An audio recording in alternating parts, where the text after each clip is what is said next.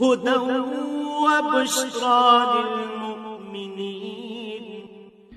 ঈমানদারদের জন্য এটা হচ্ছে হিদায়াত ও সুসংবাদবাহী গ্রন্থ।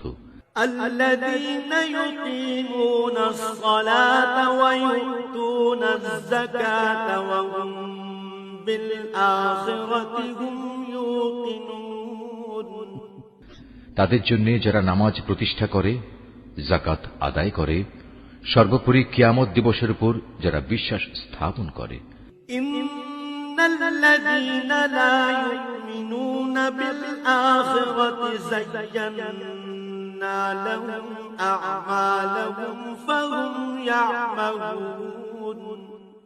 যারা শেষ বিচারের দিনের উপর ঈমান আনে না, তাদের জন্য তাদের যাবতীয় কর্মকাণ্ড আমি সুন্দর শোভন করে রেখেছি, ফলে তারা উদ্ভ্রান্তের মতো আপন কর্মকাণ্ডের চারপাশে ঘুরে